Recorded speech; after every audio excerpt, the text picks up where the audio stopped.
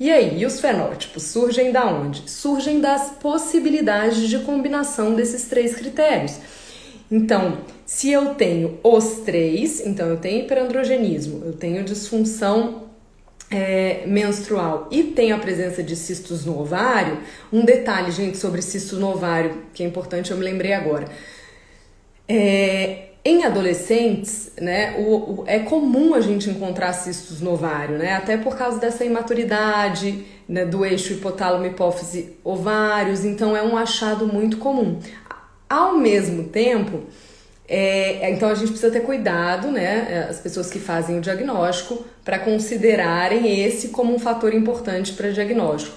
Ao mesmo tempo, mulheres mais velhas, acima de 35 anos, em geral, esses cistos vão diminuindo, porque o hiperandrogenismo ele vai diminuindo, então isso pode haver uma piora ou uma melhora só considerando o parâmetro idade.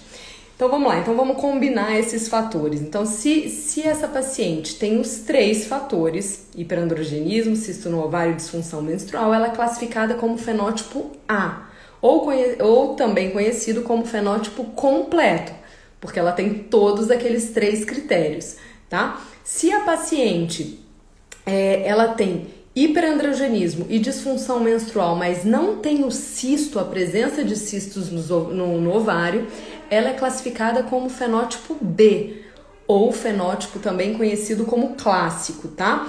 Algumas literaturas trazem o A como completo e o B como clássico, mas muitas também trazem o A e o B como fenótipos clássicos da síndrome do ovário policístico.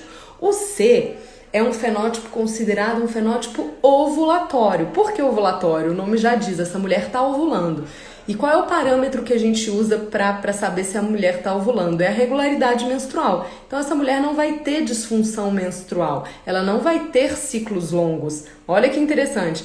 Ela tem uma regularidade de ciclo menstrual, só que quando eu olho por o hiperandrogenismo, ele está presente e ela também tem cistos no ovário, tá? E o tipo D, é o que sobrou, é um tipo a gente chama de não androgênico ou não hiperandrogênico, né? Ele não era contemplado, se a gente for pegar os outros critérios que vieram antes de Rotterdam, essa mulher com fenótipo tipo D, ela não era contemplada como tendo síndrome do ovário policístico, porque para os outros critérios é essencial que haja hiperandrogenismo. E é isso que não tem nesse fenótipo, tá? No fenótipo D não há hiperandrogenismo, mas essa mulher tem a disfunção do ciclo menstrual, então tem esses ciclos muito espaçados, mas ela não tem o hiperandrogenismo e tem os cistos no ovário, tá? Então A e B, os clássicos, sendo A todos os três, o B só dois critérios, o C ovulatório, a gente consegue lembrar que ela não tem disfunção menstrual e tem os outros dois, e o D é o não hiperandrogênico, então ela não tem hiperandrogenismo, mas tem os outros critérios. E aí, classifiquei a minha paciente quanto aos fenótipos. O que isso me traz de informação?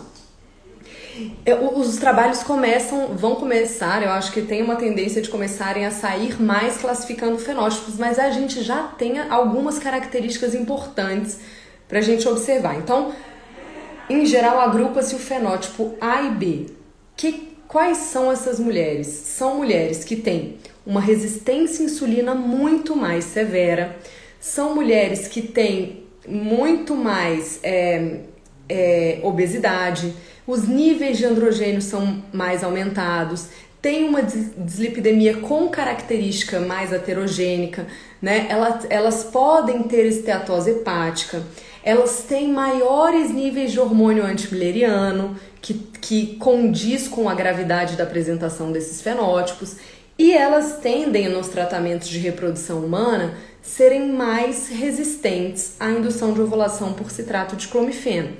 Então, quando eu pego uma paciente com o fenótipo A e B, eu já preciso pensar que essa paciente ela tem uma apresentação mais grave da síndrome do ovário policístico. Então, muito provavelmente, eu vou ter que associar estratégias para que ela responda de maneira mais significativa.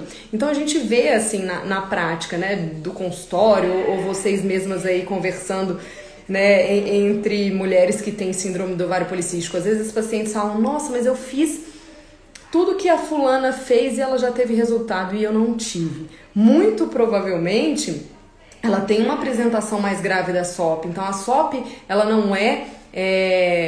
não se mostra igual para todas as pessoas. Uma coisa importante, quando eu falo que o fenótipo A e B são fenótipos mais graves, e em geral as mulheres têm mais sobrepeso, têm mais obesidade, porque claro, o sobrepeso e a obesidade elas aumentam, né, todas essas disfunções, todas essas comorbidades associadas à síndrome do ovário policístico. É importante dizer que mulheres magras, elas podem se encaixar em qualquer um desses fenótipos, tá? E aí, quando a gente pega uma mulher magra que tem essa apresentação severa da síndrome do ovário policístico, a gente tende a acreditar que, de repente, essas mulheres têm fatores genéticos preponderantes que, de repente, se sobrepõem ao benefício dela ter um peso estável, né? Ou um peso recomendado, tá? O fenótipo tipo C e o fenótipo tipo D são fenótipos, então, mais a menos. Então, tem uma escala de gravidade, né? Em que o A e B são mais graves. O C, ele tem ali uma resposta intermediária. No entanto, ele é o que sofre menos com infertilidade, porque ele é um fenótipo que é ovulatório. E o fenótipo D é aquele mais ameno, né? Como a gente falou, não tem nem... não seria nem classificado com síndrome do ovário policístico se não fosse o critério de Roterdã. Uma outra coisa importante para a gente pensar na prática é que há uma fluidez entre os fenótipos, tá? Então, por exemplo, uma paciente que é do fenótipo A começou a fazer exercício, ela adotou diversas intervenções de estilo de vida, começou a dormir mais cedo, fez manejo do estresse, que é importante para a resistência à insulina. Então, emagreceu, se fosse necessário, né? As pacientes obesas, elas têm como recomendação a perda de peso de 5 a 10%, então emagreceu. Quando você avalia essa paciente de novo, ela pode ter migrado para um fenótipo mais ameno, para o fenótipo C, por exemplo. Isso aconteceu comigo há 15 dias, quando eu recebi o resultado de uma paciente. Ela segue tendo síndrome do ovário policístico, mas agora eu sei que as repercussões dela são mais leves.